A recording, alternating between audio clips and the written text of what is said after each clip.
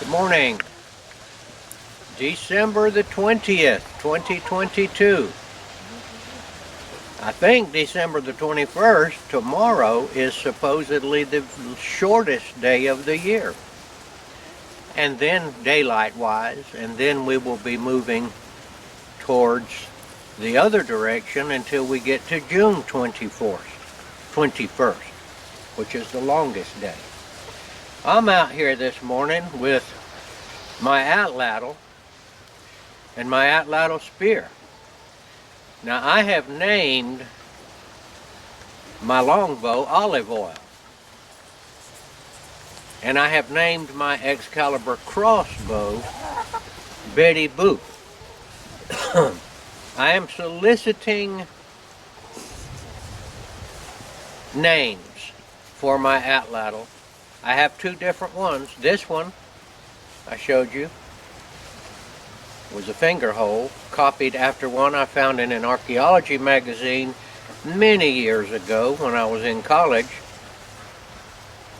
A copy of one that was found in a bog in Key Largo, Florida, back in the 30s, 20s, or even in the 1800s. I'd like to name my atlatl. Alright, if any of you out there feel like suggesting a name, have at it in the comments. Have no name for this. But as I promised you in another video, I am going to be putting on some wild boar kills that I made with the atlatl some 30 years ago, and I filmed it, and I have just now gotten around to retrieving that footage. Some of them are rather interesting. And that's how I know that these spears will go completely through a hog, because I did it.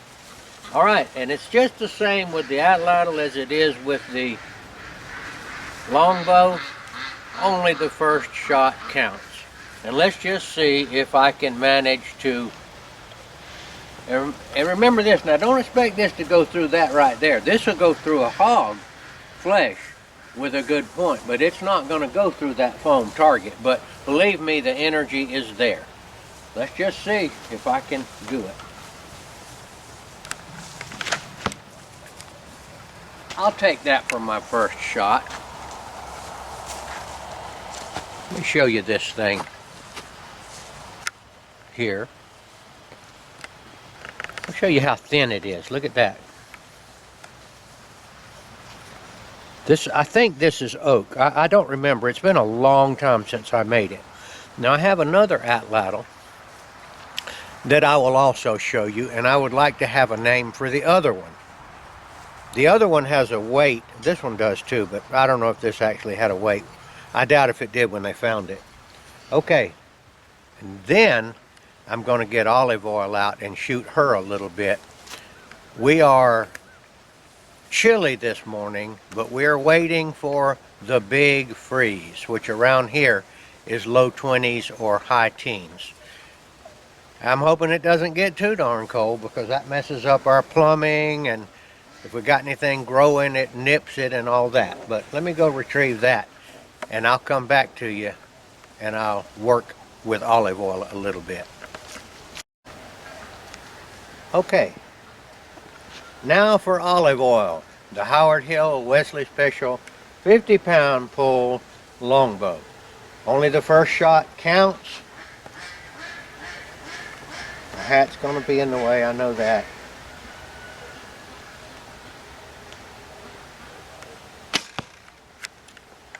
Alright, I'll take that.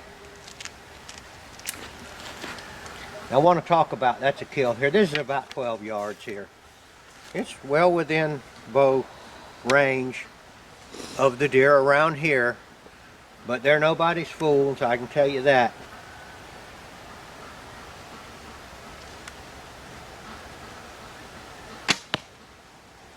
Those deer have been hunted mercilessly around these parts. According to what we were told, they were almost wiped out from Georgia back in the late 1800s. And then they slowly built back until around 1970, when I was just getting out of high school, they started a deer season. And we were thrilled. I had never seen a deer in the wild, and until about 1969 or 68, I had never seen a deer track. But then one day I was out on my grandfather's farm and I looked around and I saw some tracks that either were goats or deer, and I found out, yes, this is a deer track. They had hopped over the fence across the highway and had come into the farm.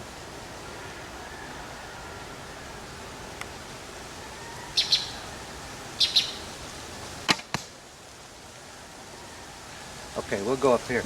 All right, so Olive Oil and I are happy with this grouping.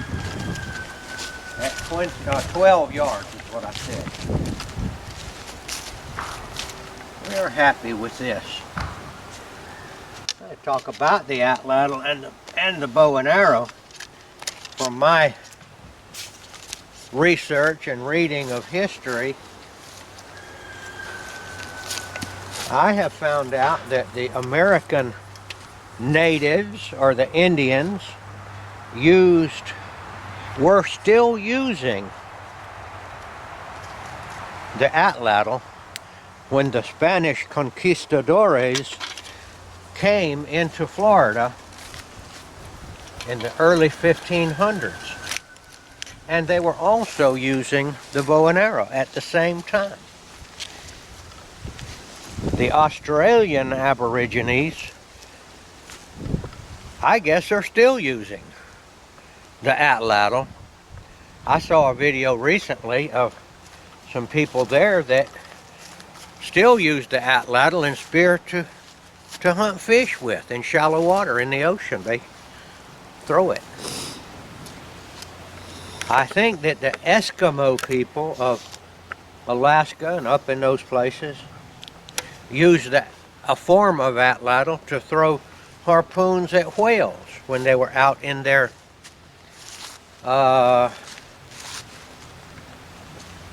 boats. Call them kayaks. I don't know what the official word for it is. Let's see if I can shoot these three objects here. Call that a kill. Now these other two targets are quite small compared to that deer.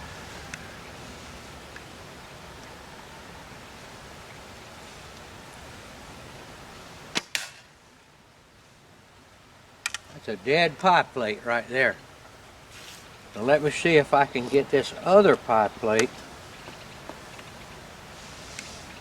killed.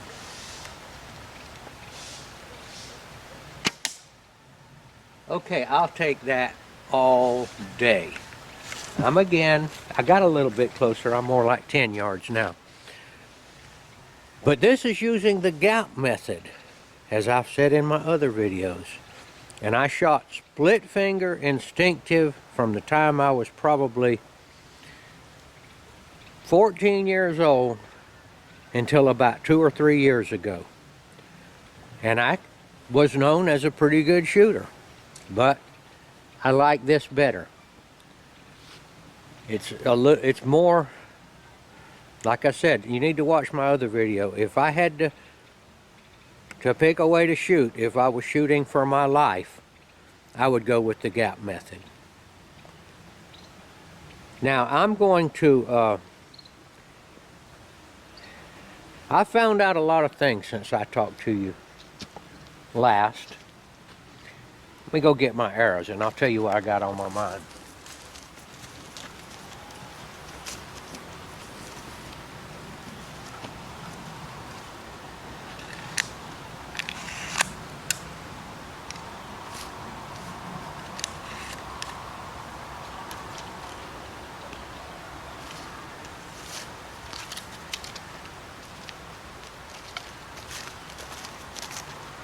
Now I'll say it right up front. My primary mission is to declare the name of Yeshua Jesus, Yeshua the Messiah, Jesus the Christ, before men.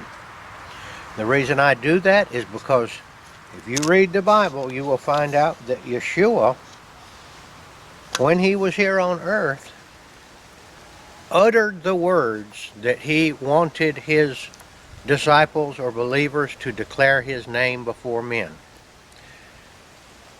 Since I didn't feel like I was cut out to be a regular preacher, I didn't feel like I was qualified or even had the inclination to lead a parish or a group, that I could at least declare his name before men. Now, to me, declaring meant with my mouth, and men meant you guys out there, and women, and children for that matter. So I'm declaring his name. Now, what is it I'm declaring about his name? I'm declaring that I believe that he is the Jewish Messiah that was promised from ancient times. That he would come and he would, it was a little unclear in the Old Testament. They weren't sure what he was going to do, but it was going to be great. Well, we now know, or we now think, that what he was going to do is end the curse of death, which the entire world suffers from, and we all know that that's our destination in the short run. Yeshua said that he could raise people from the dead, and that he would do that, and that we would be in I will say, another dimension or another realm for eternity.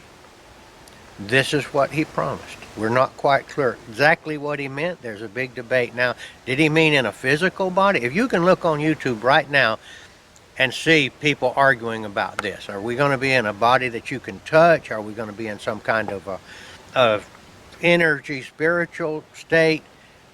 I couldn't tell you, and I don't care. I know this fleshly body is deteriorating. When I was in my 20s, I could do all kind of things that I can't do now. I'm 71 now, and I can see it happening. I can't do the things I used to do. My body hurts in places that it didn't used to hurt. By the grace of God, I'm still mobile, and I'm still pretty good for a guy my age. But it's going downhill. I try to take care of myself, doing certain things, like I quit drinking liquor, a good many years back, because I knew it was hurting me. I try to eat right. I try to stay away from the things that we know are very damaging to us, which sugar is one of the biggest poisons that there is. I'd like you, if you're straddling the fence about this, or if you've had any inclination to ask yourself, is this stuff true that I hear about Jesus, or is this some kind of myth or some kind of hoax? Give it another shot. Look at it. Read the Bible. It's not hard, and I will suggest to you start with the New Testament, and that tells the story of Jesus. It tells it from eyewitnesses, and what he told them, the story of how he was wrongly tried and convicted and put to death on the cross, and how he raised himself from the dead in front of quite a few witnesses. And then those people, this is the amazing part about it, those people then went out into all the world and told the story. We knew Jesus, or we knew Yeshua. We heard him say that, and after they killed him, we saw his dead body, and then we saw him alive again. And he came back to his disciples. He also came back to many prominent people that lived in Jerusalem and said, hey, here I am. Those people, those disciples, went out into the world and declared that he was the Messiah, and that he had been dead and now he was alive, and that he promised to give us, or do that for us. Now, these disciples, without exception, I'm not sure, I think they all were eventually killed for saying that. The authorities told them, shut your mouth. This was a hoax. This guy's not real, because they were upsetting the apple cart of the old pagan religions that worshipped the gods, the Zeuses and all of those guys like that. And they were told to shut up. They were thrown in prison. They were whipped and they were beat. Now, there's a saying that I've heard said quite a few times.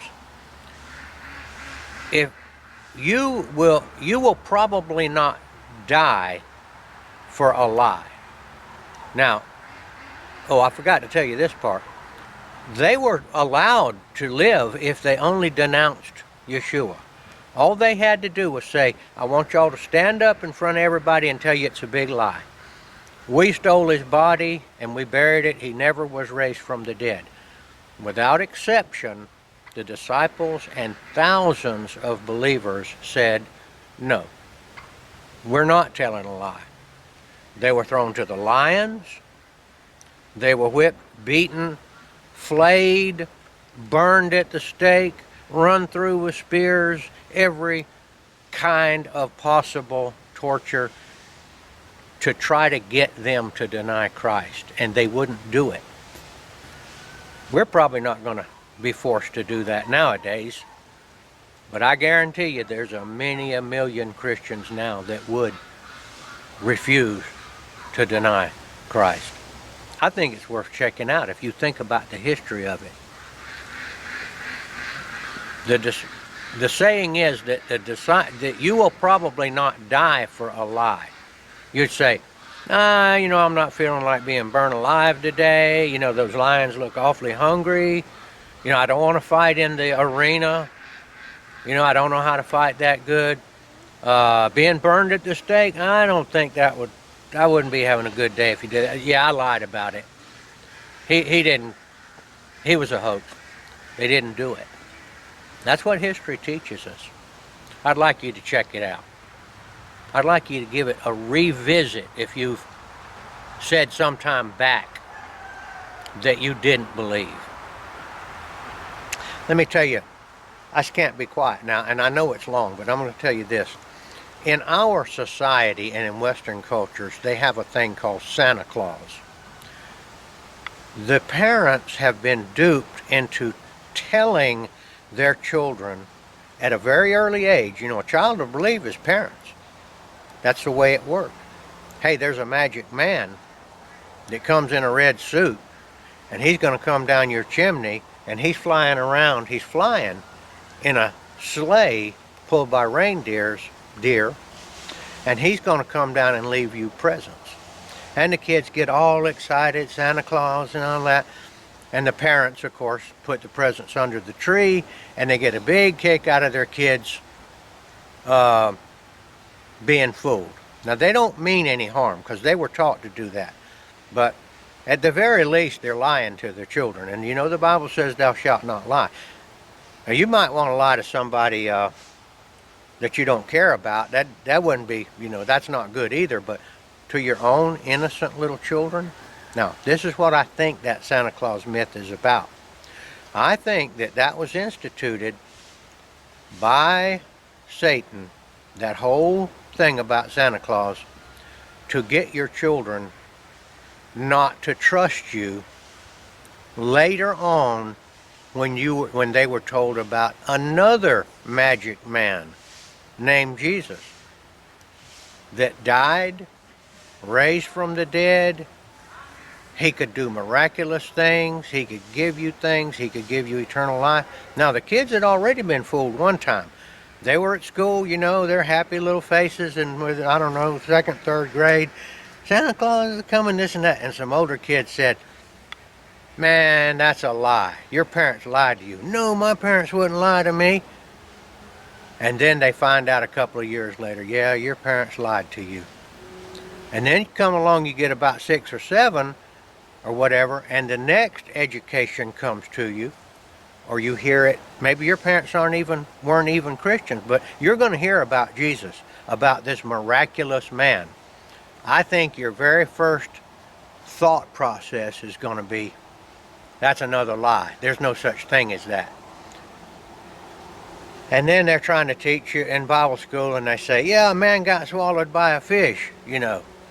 And these kids are already still hurting internally. They might not even realize it, but they are inside. They realize they've been betrayed. I don't think it's a thoughtful process, but they found out with that Santa Claus thing that their parents would make stuff up. Important stuff, and essentially almost laugh at them when they believed it. I guess I had no idea I was going to say this. I promise you. I was coming from another place in my own mind, and I guess it's pretty darn close to Christmas. And maybe that's why this, I think, came to me from the Holy Spirit. Okay? Didn't think I was going to be talking about Santa Claus, but this is what I'd advise you to do on that. I wouldn't tell my kids a lie. Now, if they come to you and say, is there a Santa Claus? I guess I'd tell them, no, that's just something made up to get kids excited. That's just something made up to sell presents.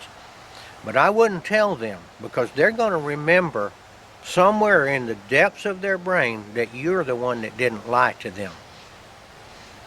So I would not tell them a lie. But then I wouldn't make a big deal out of it either, So I guess I'm the Grinch here that's trying to steal Christmas. But I didn't know I was going to do it when I got on here. So, and there are some religions that don't teach it. I think I heard Jehovah's Witnesses, they tell their kids the truth about that. And I don't know what, I think even the Eastern countries, like China and Japan and some of those, I think they've even gone along with it, and they still do Christmas and all. But anyway, I'm going to try one more time.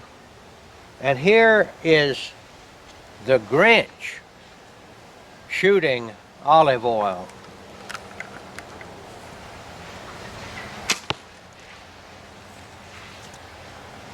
Let's see if I can hit those pie plates again before I cut this video.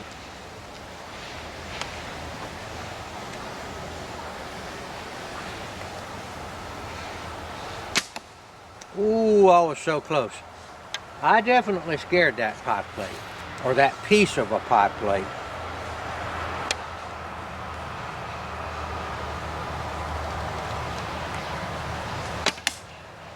Okay, I'm gonna let it end right here. This is Gardner Israel, the Grinch that stole Christmas, signing off.